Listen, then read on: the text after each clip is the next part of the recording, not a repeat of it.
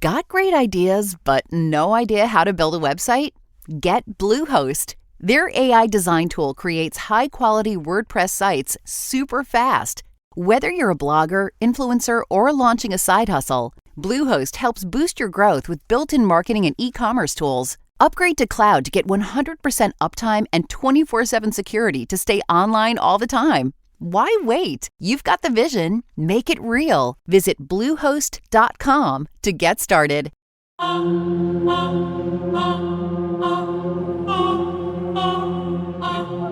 have a serial killer calling. Of course. It's okay. Sorry. Do you have to take it? Okay,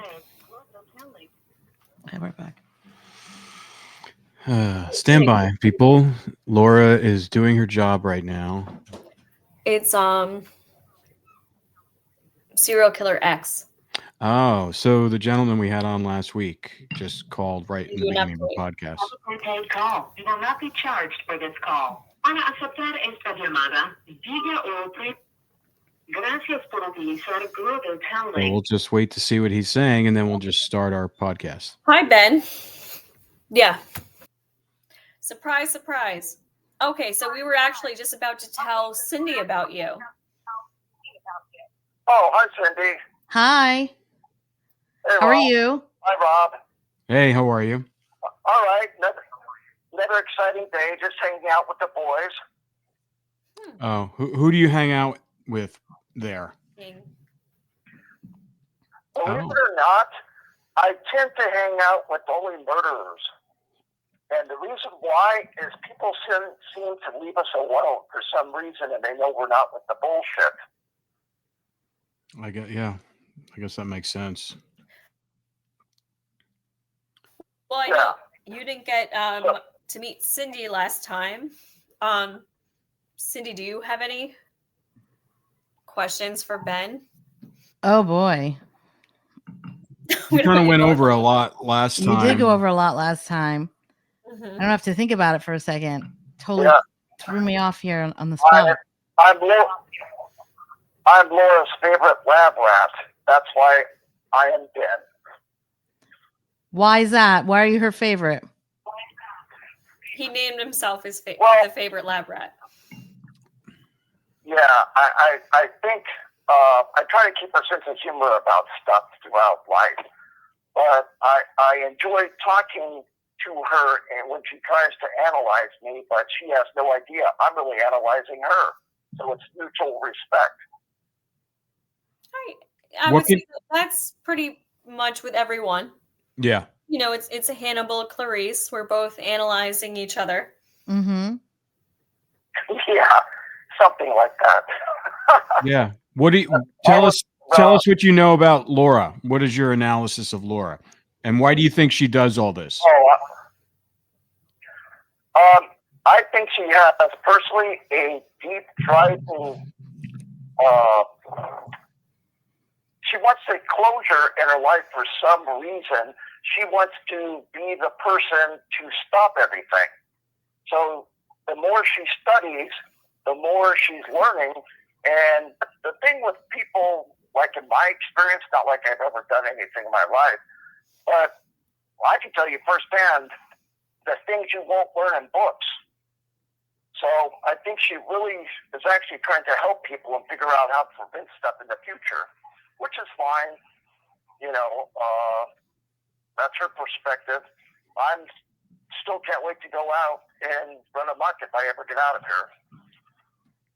here. Okay. What does that mean? Run amok? Kill. Yeah. You want to do it again? Exactly that. Let's say you were out, payback though. is going to be... What was that? Let's say you were out. Just for hypothetical reasons.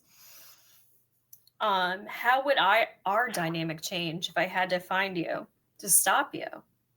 Because like you said, I'm trying to help. So helping would be I am going to be an angel when I get out. No one will even notice. I'm going to hide in plain sight. You just said you would run amok. Even though I just answered your question. I'm going to hide in plain sight. That's your MO. Well, let me ask you this. How would you hide in plain sight? How are others hiding in plain sight? Yeah, but not like me. No, I'm saying like how would you help us look at for the others who are hiding in plain sight? What would you What do we have to look for? right? What should we watch out for with people when we're meeting people, when we're talking to neighbors or friends or people, strangers? What should we watch out for when they're living in plain sight? They're living amongst us. Very simply, watch what they're saying to you. See, you can ask somebody how they're doing something and ask them specific questions like, oh, well, what do you do for a living? How are you tonight? Esta llamada y su número de teléfono será controlada y grabada. Like, what are your husband? What do you guys do? They're actually probing you for information when they're going to be alone, or they're probing you to see your schedule. If someone wants to do something, 9 times out of 10, they're the ones that are going to be asking the questions, and you just don't realize it because of your everyday conversation. That's why you should cut stuff short and simple. That's interesting. Does that make sense? Yeah. Yeah, it makes perfect Makes sense. a lot of sense. We give away a lot of information without realizing it. We do. Yeah, it's like, oh, so you're like the single mother. Oh, really? Oh, really? I got kids too. So, yeah, I took them over to the baseball game. How about yours? What do your kids do? Oh, and then they go, well, I got to pick them up over here. And then, oh, yeah, I've been there, blah, blah, blah. And it's just like, you're telling me your whole life story and when you're going to be available. So how do you tell when somebody's just being authentic versus a predator?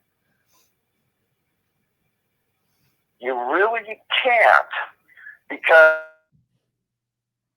the best ones that never get caught, you would never know it. It's always the nicest guy in the neighborhood. It's always the one you don't expect. And that's the problem. It's when you start stereotyping people because they look a certain way, that's going to throw you completely off. And the answer lies before you, or the answer is standing next to you, or the answer is going out with your best friends. You know, and you just don't realize it. Hiding in plain sight. Yeah. Yeah. Why give yourself away? Well, you said you also Anyway, went down that's to just- like women's shelters and like hung out with, cigarettes. You didn't even smoke, to give them smokes and stuff like that.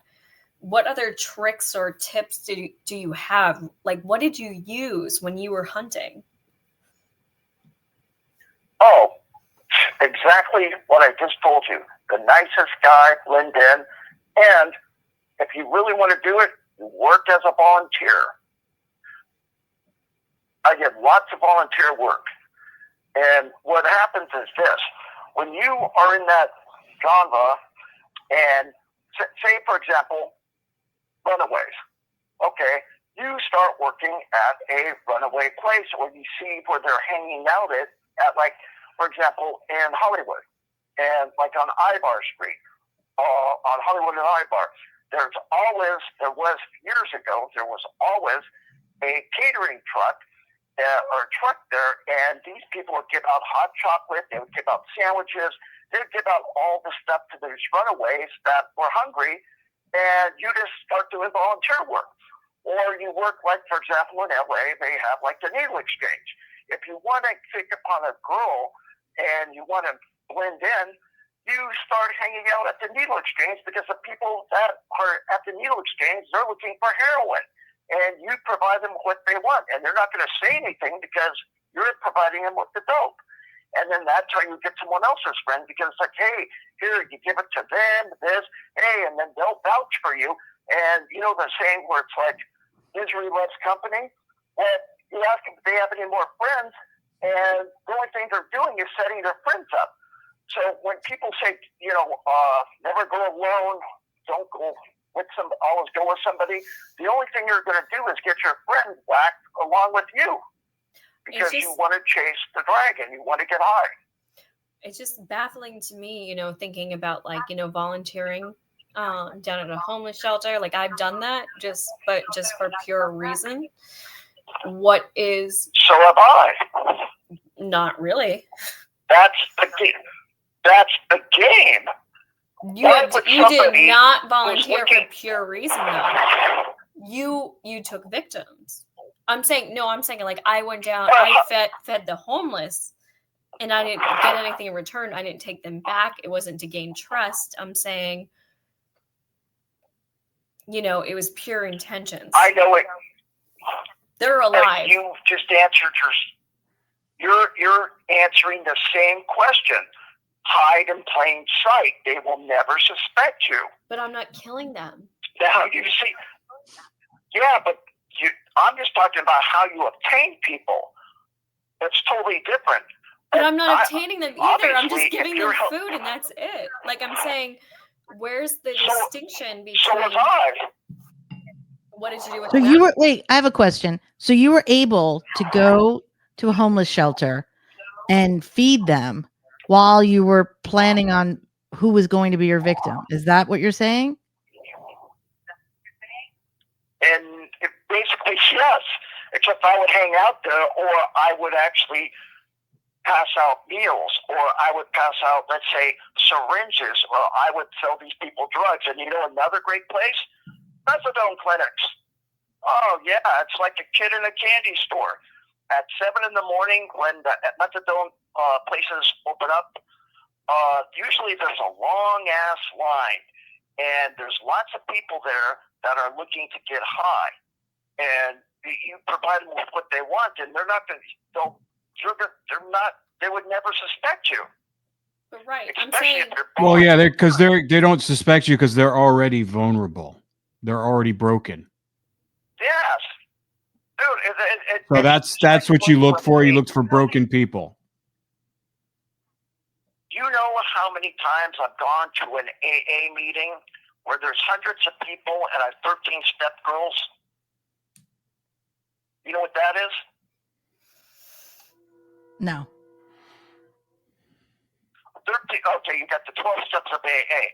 13th step is when you take advantage of somebody for sex. You become their sponsor, and you're just there to manipulate them. Oh yeah, you prey on somebody's vulnerabilities. Here's the real question, Ben. What we're trying to understand is what makes you want to target the vulnerable people? It's easy. That's the predator. They're easy. All right, let's dive deeper. They're easy. But what makes you want to? Dive deeper than that. Let's go below the surface. It's like shooting fish in a barrel.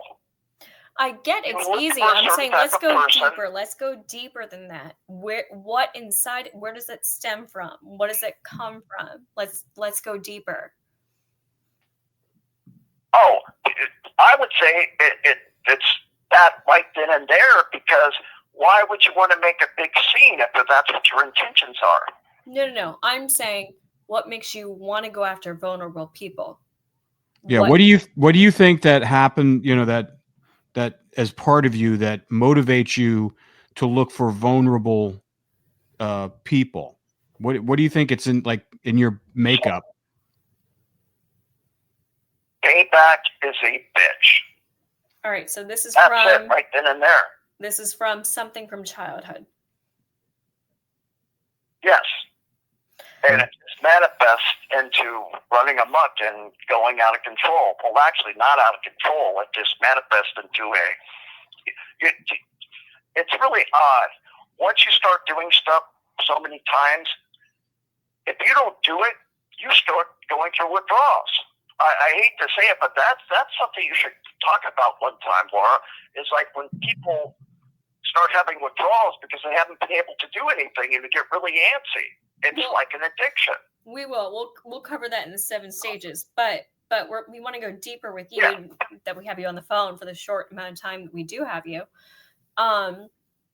Okay, so obviously this is stemming from something much, much deeper. Did you ever feel, when was the last time? I remember, I can tell you what I think led to it, besides the family issues. Mm-hmm. Was I remember one time my dad slapping me in front of a group of girls, and they laughed, and I had to be maybe about 9 or 10 years old, these girls were 15, 16 years. Le queda un restante de 60 segundos. That means I got 60 seconds. Okay. And I think right then and there, subconsciously, it's like, okay, you're going to laugh at me. I got something for your ass one day. And it just kind of progressed. How did you feel about your dad slapping you? Oh, I felt I wanted to kill his ass for that. I was embarrassed and, very abusive family. You felt mortified, embarrassed? Yeah, extremely. And then I got very upset that they would laugh at me. So it was just like it manifested, and I think I'm going to be disconnected. Do you want me to call right back for a second? Sure. All right. But yeah, that's exactly what happened. Esta llamada y su número de teléfono será controlada y grabada. This is helpful. Wow. Has he told you that before? No, that was the first time. Yeah. Wow. That's a pretty, I think it's really interesting because everyone that we've worked with in this instance in serial killings, a lot of the girls were marginalized, people that were broken, didn't have a home, people that were easy targets, drug addicts, prostitutes, runaways. It just seems to be they're predators, these people. Well, yeah, it's just no different from prey that they're like. It's so sick. I know. It's really sick. And the fact that he's saying that he would go to a homeless shelter. So here you are. I'd be volunteering at a homeless shelter next to a serial killer. You don't even know it. That's the thing that terrifies me is this living in plain sight. He was a volunteer on the rape line. Well, yeah, that was Ted Bundy. Right. Bundy. They really do. They want to play the saint, the martyr. They do. Yeah. And yeah. California. He's a good one you can dig into. You can ask him questions. You will not be charged for this call. Gracias por utilizar Global Tel Link. Okay. Hey. All right. Well, I don't want to, hog all the time with Ben. Cindy, Rob, I'm sure you guys have way more questions for him as well. No, I mean, that was a very interesting, background reveal there. This definitely reveals some. When did you first discover that you think that was like a triggering moment for you? It kind of manifested over the years. And I went always to this day, I still have flashbacks. And it's just like, okay, rich stuck-up bitch, I got something for your ass one day. I think I somewhat talked about that last time. But yeah, I think it's one of those things that triggered me off. And I just took it to a whole new extreme. But I look at it this way. If I think this way, and I did what I did, what makes anyone think I'm the only one? We know you're not. Yeah, we know. Yeah, exactly. We just want to understand how you go from being angry in that moment and being triggered. Right. We're all just trying to understand it. We're all just trying to understand. And going from that to the extreme of taking someone's life. Mm-hmm. That's what we're not understanding. Multiple times. Yeah, I've never done that. Let's just say it was all a misunderstanding. But you get really pissed off, and it's like payback is going to be a bitch. And then when you have time to think about it, it just manifests, and you get more and more and more outrage. And it's like, oh, okay, you want to talk to me that way? I got something for your ass. And it's like you only knew who you're dealing with. And I would just kind of snicker and take a step back. It's like, okay, say what you want. Okay. So got something for you later. You just don't know about it. So when you start fantasizing, let me ask you this. From the time when you first started fantasizing, I'm talking about the first fantasy, until you moved into kind of the flirting, trolling phase, how long of a time span was that from? Oh, that was years. Right. It takes It years. built up over years. Mm-hmm. Yeah, it built up over years, and then it's like, trolling around, driving around and stuff like that. And then it dawns on you, once you start doing stuff, then it's like you want to become more proficient, and then your imagination runs amok. And that's exactly, I think I'm a pretty creative person. And I have, believe it or not, I have a college somewhat technical degree. So I'm always it's not like I couldn't blend in or have a conversation with somebody, in technical fields. Mm-hmm. So people were also gravitated to that because they knew that you were one of these types of persons that knew what they were doing. And I know we've had conversations. Control. I know we've, sorry to cut you off, but I know we've had conversations about this, about the, progression and the stages you go through. Would you say after, you go through the 7 stages, which is, the fantasy, the flirting, the trolling, the hunting, the murder, the depression period, and it cycles back, would you say that it intensifies every time around and it almost starts to become quicker? Yeah, I actually think there's an 8th stage. You think there's 8? And the 8th stage is, the 8th stage is it's just automatic. Everything that you've done previously is automatic, and then you become a master of your sport.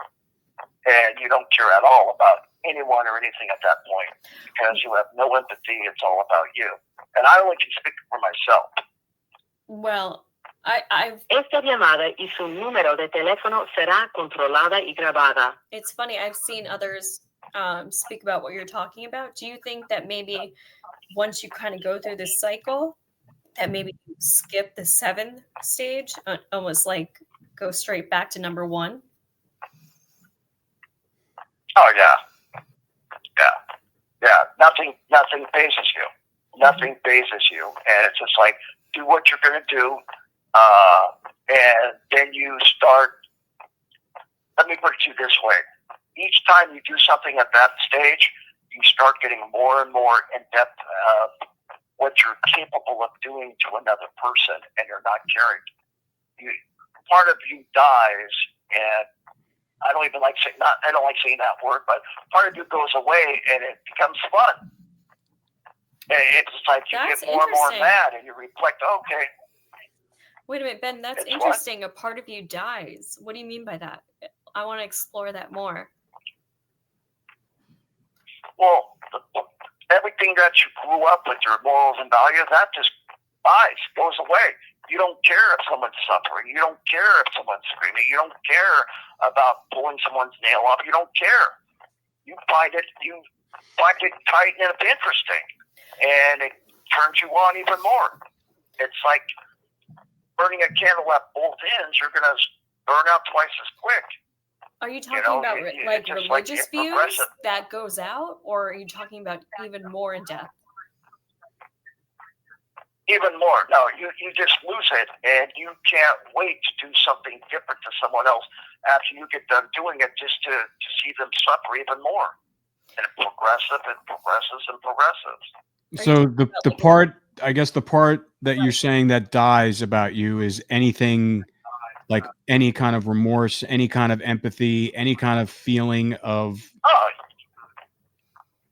And then once that's dead, then you can never recover it. I haven't. If anything,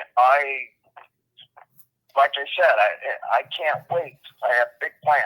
What was the last thing that brought you to tears?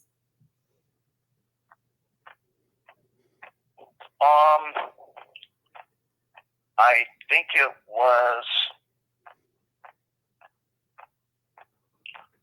probably when my girlfriend left, and for this guy who ended up mysteriously dying. What year was that? Let's just say it was in the 90s. When was the last time you shed a tear? That was it. I was devastated. I was absolutely devastated that this could happen to me. And it's just like, bam. So you felt rejected from the girlfriend. You felt rejected from your father. Well, shamed too. Yeah. What about your mother? Tell me about your mother. Alcoholic. Wasn't she a teacher? Well, I don't want to talk about my family that much, but she was an alcoholic. Was she there for you emotionally? What was that? Was she there for you emotionally? Yeah, I wasn't there for anyone emotionally because I never let myself open up to anybody, even growing up. Or I don't want people to get in my head. I just never really opened up to people my entire life, even especially them. I don't ever remember, except for 1 or 2 times, telling anyone I loved them, my parents or anything like that. well, you're opening up to us now. You're being very vulnerable with us right now. Yeah, but it doesn't mean anything now because everyone... Le queda un restante de 60 segundos. That's not true. Everyone's passed away. I greatly appreciate you being vulnerable, especially on air with us. Oh, no. Esta llamada y su número de teléfono será controlada y grabada. I think that takes a lot talking of about courage family to do members. something like that. Oh, you're talking about family members. Okay. Mm-hmm. Yeah, I'm talking about family members that passed away. Well, clearly you there's have really nothing left. you are able to be vulnerable. You have been with us for the last. But it's not. I really don't. What I'm telling you, if I was vulnerable and felt I was going to be vulnerable, I wouldn't be saying this. Mm-hmm. You know, now you can look back. Now you can look back, and it's like you don't care. I don't care. But you asked me how I felt at the time, and I'm just telling you. Yeah. I think I got to go here in a minute. I'm getting ready to get. Okay. He might have got scared. You what? He might have got scared. Ford hung up on Rob and I because I think we pushed a little too hard. Yeah, you push that one. Sometimes when we Exactly. It was a little too Dr. Phil for him. Did he kill? Emotion. Did he kill that the man she was with? Oh, totally. Yeah. Mysteriously died. Mysteriously died. He Yeah, killed right. Yeah.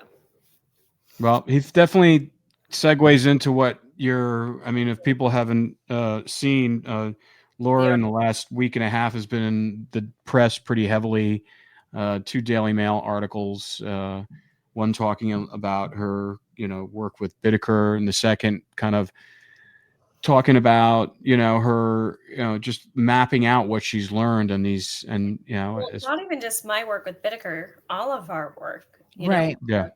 Yeah. I mean, they shouted out the podcast, which was awesome. They did. Thank you so much. We're so proud of you. It's such a big deal to be in the international press like that. And you deserve it, Laura. You've worked so hard over the years. The fact that, finally, after, we've had soil samples taken for testing. I mean, after so many years of I feel like I've been pot banging. No, you have. I mean, we feel the same way. It's like you have all this amazing information. We're trying to get these victims home, and it's like we're banging our head against the wall. Videotapes of us being up there with the medical detectors getting a hit, and it's like they're there, they're right there, and it's been a fight. But we're I mean, you started this thing, over a decade ago, and I guess did you think you were ever going to get to this point? Did you think you were 10 years? God. I think about now, 2014, when I sent out those questionnaires to all of them, and I was like, no one's going to respond to me. I was like, no one's going to help me with the study. And it's 10 years later, I'm like, oh my, I'm flooded. Yes. I mean, and I know they said this before, but just for listeners who are just tuning in, we do the podcast with her once a week. But Laura is on it. She's like 7-Eleven for this cause. I mean, it's like literally 24/7. it's 24/7. I mean, she's just, we can't leave voicemails on her voice message machine because it's always full. Yeah. So it's, Yeah. I mean, more than likely she might get another call from, like we were about to start this podcast. We had no clue, Ben or serial killer X. And for some people may figure it out, but we just don't want to kind of glorify him anymore than he is. But, that just kind of happened, like, right before we started recording. Right. So we just kind of rolled into it. And what happened is what you saw, guys. You saw somebody who was a brutal killer finally open up to her and us. And it was getting too close for him. Realized exactly. Close. We kind of pry too deep, and they know they're being recorded, and they don't want to seem vulnerable to anybody else. Mm-hmm. But I mean, it's like I said, I mean, we don't call you the whisperer for nothing. Right. I mean, they might want to put on this air. They're like, they're this big bad, but the thing is, it's all stems back to them being a little boy. Yeah. And they don't want to touch that. No guy does. Going to prisons, they don't want to touch it. No, I mean, even people not in prison, guys don't want to be that vulnerable, right. talking about the thing that made them feel less than, shamed, and just embarrassed, and I can see how that would be. My thing is, though, like, so many people are abused and hit and shamed and treated poorly. What happens? Why does this person take it to this level? Like, goes from that to killing all these people, innocent people? Well, it boggles my mind. I just don't understand. There are 6 different trauma responses to abuse or any type of neglect. And one of these 6 can stem off into different aspects. One can go into self-harm, suicidal thoughts, self-harm. There's one part that goes into homicidal thoughts and harming others. There's different aspects of each person who deals with trauma. It just depends. A lot of it, deals with neurochemistry or just your well-being or upbringing. A lot of, things play a part in how we deal with trauma too. It really depends on how we're, raised, and then how we, embrace adulthood. And if there's a lot of trauma from the past, there's many factors that are going to play a part into that.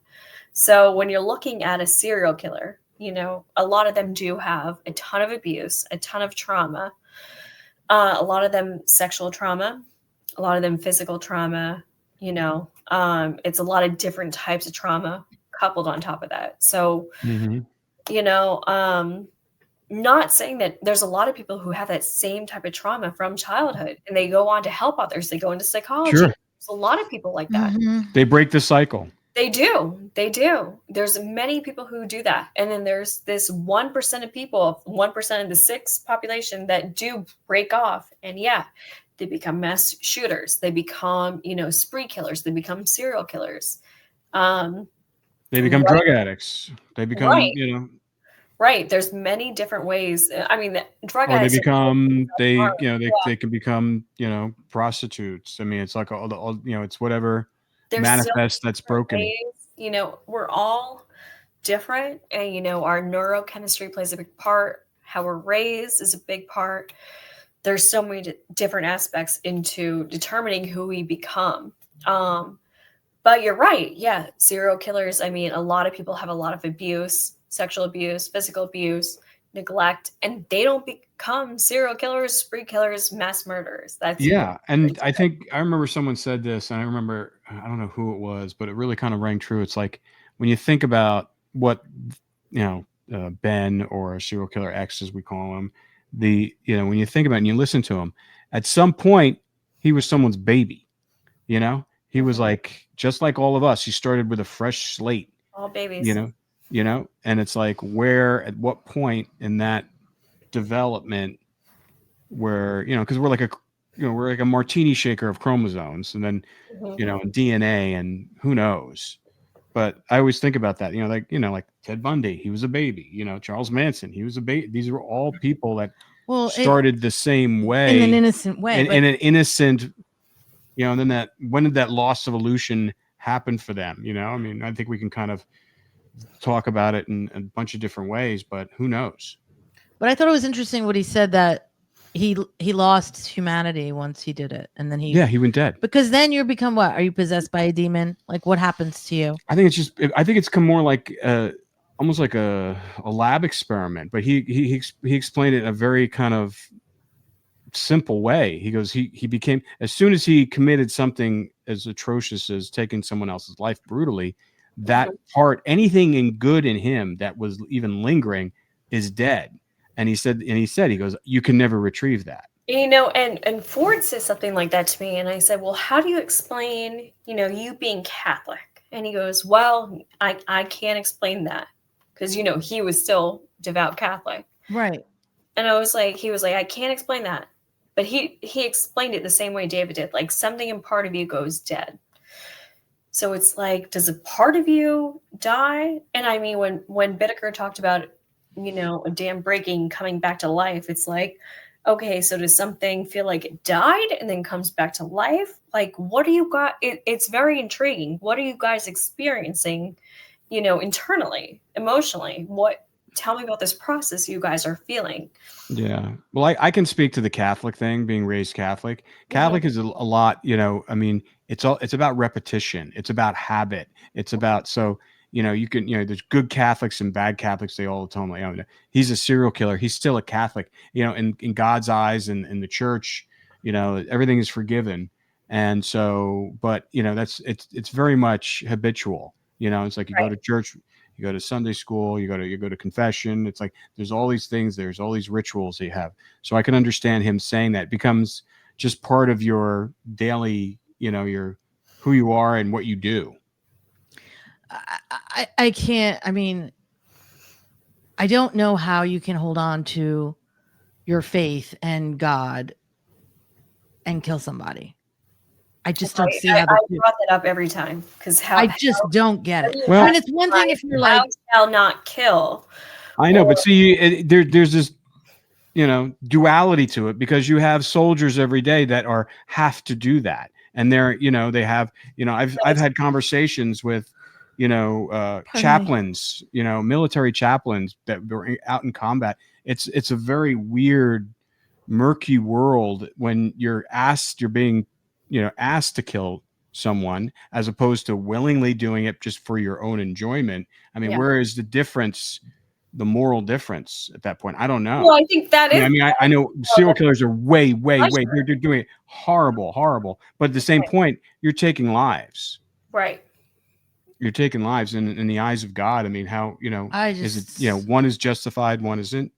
And, but well, I've never ever spoken about this before. And, but it does seem like the right climate to at least bring it up. My best friend who was murdered, Nicole, there was a year before she was murdered when I started the study. So she was murdered in 2015. Mm-hmm. I started the study 2014.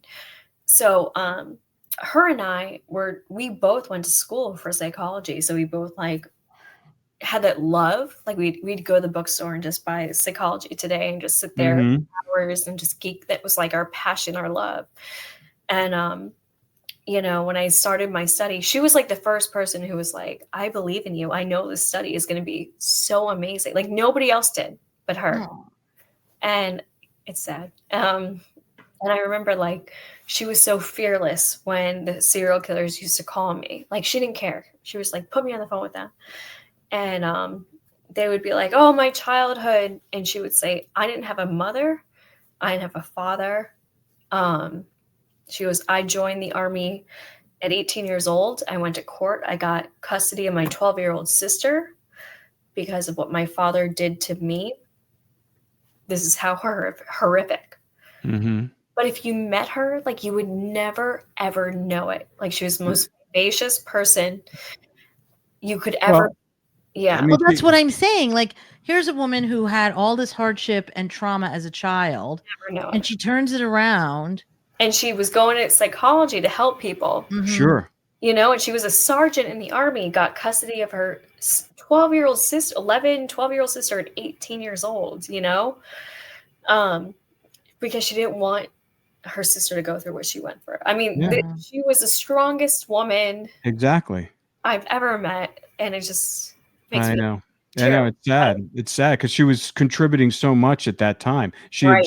She'd overcome so much and was helping, her She would just get on sister. the phone with them and say, Yeah, "You haven't lived through what I've lived through." exactly. So she had no sympathy for that bullshit. No Yeah. sympathy for either. Yeah, and I agree. So I agree with I mean, her. my mother was through the Yeah, horrible horrible childhood. horrible, and she was the nicest, most loving person. She took a shit sandwich and she ate it and she turned it into caviar, and she had a beautiful life, and she was the strongest person in our entire family. Yeah. Same with her. It's like never complained, never said anything. Mm-mm. How do these like beautiful people, stem from the darkest depths? Yeah. And then it's like, then you have these other ones that go the complete opposite. It's like some help and some hurt. It's literally like a crossroads. Well, we can all be grateful that there's way more of your friend and my mother and the good people out there who've overcome these insurmountable odds and abuse to become amazing people, as opposed to it's a very low percentage of the ones that actually the recessive genes in society who become like Ben, serial killer X, and all the other ones you talk to. So, Yeah. And to me, it's kind of it is a, it in a way it's a weakness because you're giving into these homicidal urges just for a dopamine rush. A weaker person to choose that dark route. Yeah. I think it takes a much stronger person. No, it does take a much stronger person to go that route, to want to help somebody. Mm-hmm. My pain doesn't matter, and I want to help others who I don't want anybody else to go through what I've gone through. It's the people who are weak who go, you know what, I've been hurt, I'm going to hurt others. Yeah. The weak person who does that, hurt people. Yeah. And that's what we're witnessing. Oh, absolutely. Absolutely. Yeah. I remember one time somebody had said to me, they go, "Do you study serial killers? Do you get a sense of power?" And I go, "What do you mean a sense of power?" I go, "I'm studying the weakest human beings." Right. Yeah. I go, I don't they're the weakest humans. They're hurting others because they're weak. Right. They're not dealing with their trauma. They're taking this easy way out of like, I'm going to expunge my trauma onto you because I don't want to feel it. So now I'm mad, so here's my rage. Right. Exactly. Here's my rage. I'm going to take it out on you. Like a child. I'm going to find the other weakest person in society. I'm going to go troll the methadone clinics. I'm going to go find clinics, the homeless shelters. It's so sad. And it's predatory behavior. It's like, and it's like, at least predators in the wild, they have a reason for doing that because they need to eat. But, they do too look for the most vulnerable and the weakest and the easiest catch because they don't want to expend a lot of energy doing it. And, but for this, it's a very weak-minded thing to find something weaker than yourself. It's like, I remember when I was a kid, my dad always says this, I don't care what a girl does to you, you do not lay a hair. She can hit you with a bat. You do not touch a girl, and so that was ingrained in my thing. And, and it's obvious because, it's like girls can be weaker and, and they're more vulnerable. And it's like, and as men, as when you're trying to raise a young man into you want to make sure that doesn't even enter his head.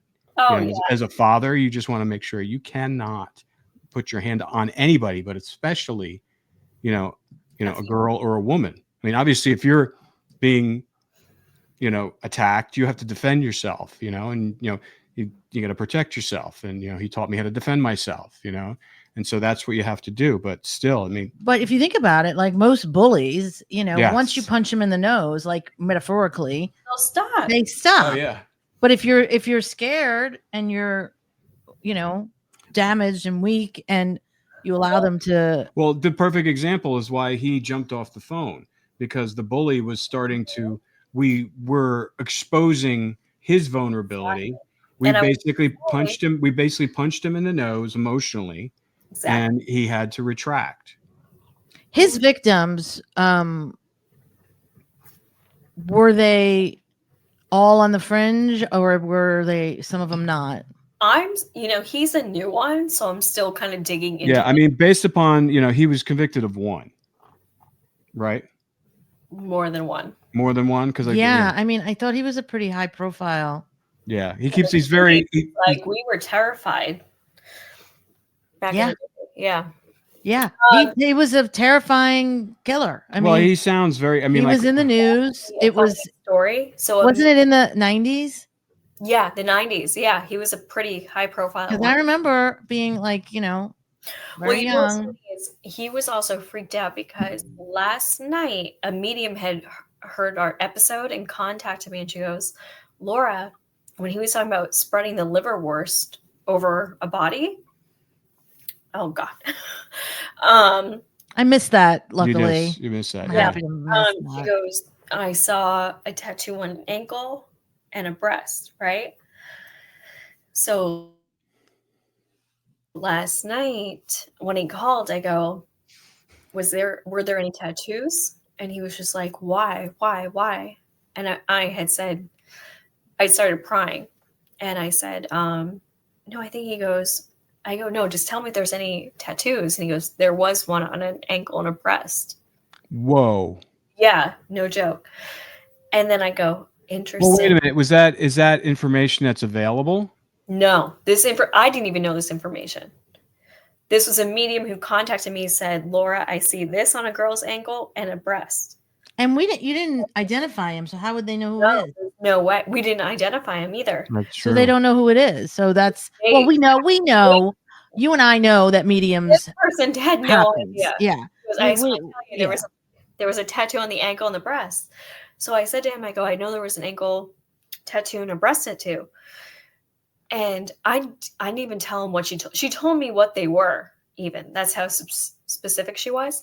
And he said to me, he was like, no, I said, where were they? He goes, ankle and breast.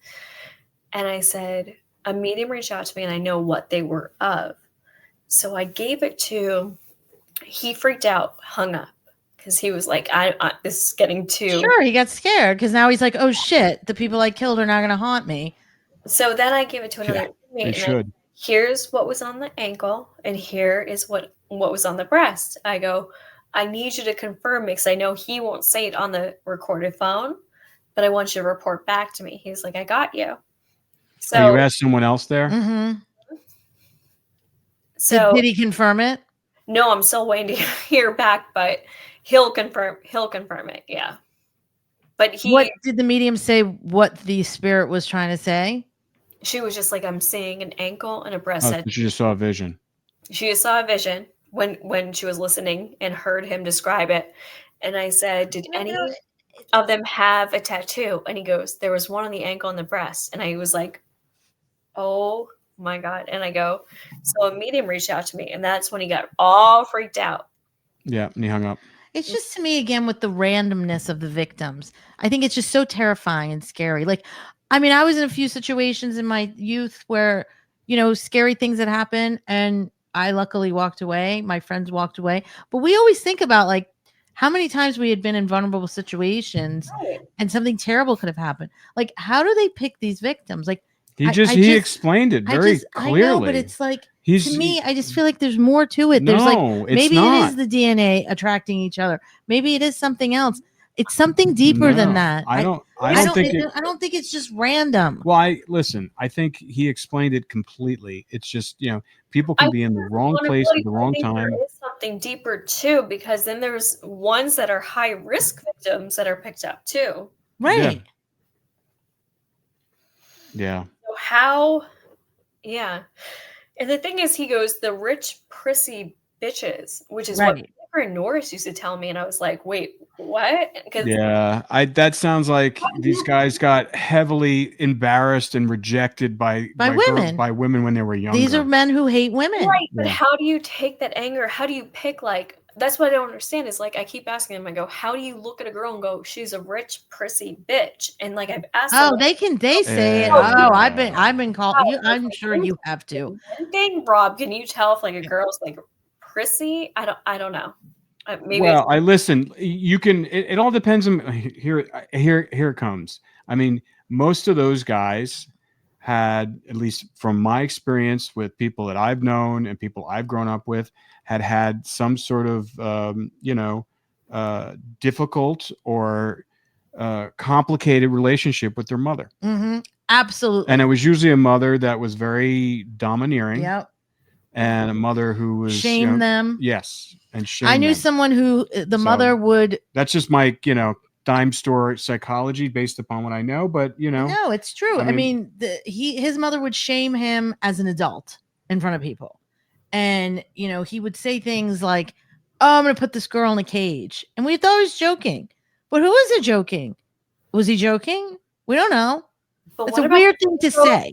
Didn't have the mother like that. The sickos who. Well, he talked about he was he cut us off there too. He goes, my mom was an alcoholic. Okay. So yeah, which means that was the first time he ever said that, by the way. Yeah. And so to the level of what he's saying, and he's talked about how his parents were horrible to him. So I would imagine, an alcoholic home, which I was familiar with, it can go either way, and it's like, and it gets passed on, and it was probably her mother or her father before that was an alcoholic. It is just, and there's very, some people break the cycle, and he broke the cycle by literally turning it upside down, like trying to, and that was his way of breaking the cycle. I don't know the name of his sister, but he has told me his sister is a political figure in Los Angeles. Okay, well, we can find that out. Yeah, he did come from. I do remember that. No, he did. He does. He was a successful man, a businessman. He was very well known in the world. I mean, he was. And his father, which he told me, did work with chemicals. He was some type of, I don't know, but he knew chemistry. But that's where, kind of like Dahmer, that's why there's not many remnants, I guess you could say. Yeah. Well, it's like, when we were dealing with Gary Ridgway's family, and we were talking, I mean, his older brother was the nicest man. In fact, he was so stressed out about doing the documentary, like literally a week before it, he had a heart attack. Oh, it's like, and, but he was there was like totally different personalities, and his niece who worked for us, who, we started the documentary with, I mean, she was very nice. She was just very normal. The whole family was very kind of, and then you have this thing that just happened. You have this one person in your family that just kind of. Yeah, no, it does happen, because I can tell you, I get a call this week from Trenton State Prison, and the inmate said, I don't know how you are related to him. But like, I have no idea how you are related to this monster. Talking about my cousin. Oh, yeah. Okay. And they're like, I've tried to talk to him. I've tried to say, like, reason with him. They're like, it's like two polar opposites. And I was like, yep. Yeah. It's like, he was like, I won't even talk to him anymore. He was like, he is a monster. Yeah. And he goes, I just can't believe that you two come from the same DNA family. He was like, I cannot believe it. Well, I mean, as we found out, I mean, the DNA that floats around both you and Cindy. Yeah. Oh, wait, what's our cousin? Douglas Clark? Oh, we have a few. Yeah. It's not just Douglas Clark. It's not just Douglas. So we have a few. We're with the Hopkins line. And I forgot which other line you were connected to. You were connected to me on the Hopkins line. And you're both related. You two. And we're related. And yeah. Mm-hmm. It's very interesting. Yeah. But you wonder, I mean, I still believe there's something to that. I think there might be, because it just seems too coincidental to all be. Mm-hmm. It's too interconnected Mm-hmm. not to be, you know? Mm-hmm. Yeah. Well, I'm glad. Hey, listen, it was very fortuitous. Very interesting. Very fortuitous that he called. I mean, we weren't even planning on like talking to him tonight, and then he just kind of called right in the beginning, and we had a whole other thing we were going to talk about. Speak of the devil and he shall appear. Oh my God. Oof. And you have that candle glowing back He's, behind you. you know, the thing is though, he's a good subject because he's very articulate about what he's trying to communicate, and so for your purposes and trying to learn, I mean, he's really kind of giving you a roadmap. He's a great wealth of knowledge. He is for that aspect, for sure. And I don't know, has he ever talked to anybody about this before? No, and he's because I've said to him, I go, "Don't you talk to like the prison psychologist about this?" And he goes, "No, you're the first person I felt, safe enough to talk about this." He goes, "I'm just worried like a prison psychologist or somebody is going to go back to law enforcement." He goes, "Yeah, you, there's a safety." And I was, does he really think he's going to get out? Well, but he's just. I don't think he really believes that. I think that's a shade. That's a facade. Yeah, I think he knows he's stuck there, but he's just.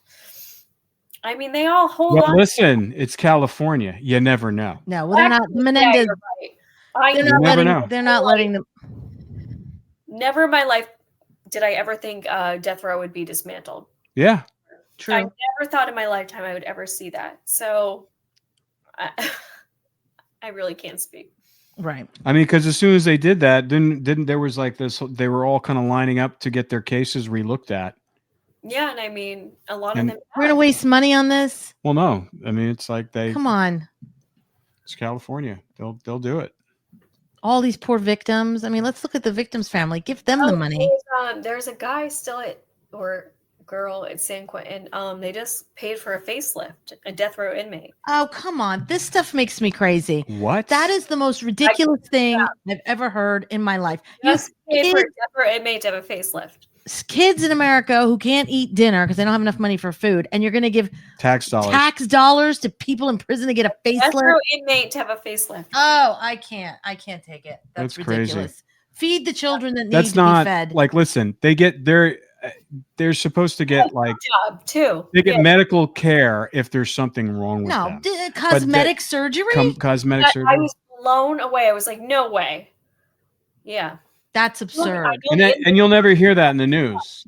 You'll never hear that in the news. Never. Then they got a boob job and a facelift. Death row. Death row. Mm-hmm. I'm so glad that it worked so hard for my tax money to go to that. Right? Exactly. Mm-hmm. Unbelievable. There is a CEO. How do we stop that? There is a CEO calling it out right now. I'll send you his Instagram. He is like putting it on blast that this is happening. He was like, I want to talk to him for all of this.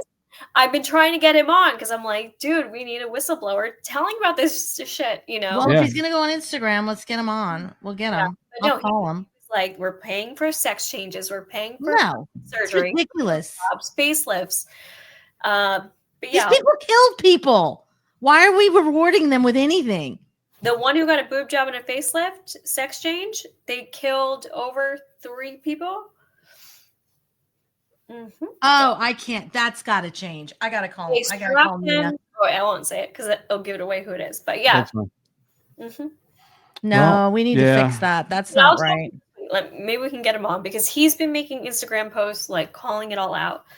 And I'm like, come on and talk to us. Yeah. Let's try to get him. That's interesting. And I want some. Is that death row? Do you know who that death row inmate is? Yes, I've spoken. Yeah, she knows. She just doesn't want to say. I would love to get that death row inmate on here too and talk to them and talk us through the process, how they were able to do this. Right. I've spoken to this person. Actually, funny enough, no joke, they are a famous child actor. Oh. I don't know if that gives it away. I don't want to like. No. Wow. Yeah. See, this stuff gets me mad.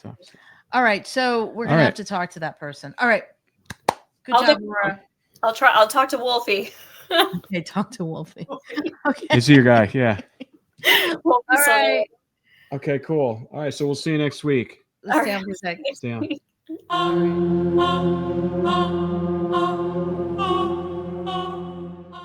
How do you feel when you switch to Geico and save on your car insurance? It's like going to work on one Thursday morning and thinking to yourself, just one more day until Friday. But then somebody in the elevator says, Happy Friday! Then you check your phone quickly and discover today's actually Friday. So yes, Happy Friday, random stranger in the elevator. Happy Friday indeed. Yep, switching and saving with Geico feels just like that. Get more with Geico.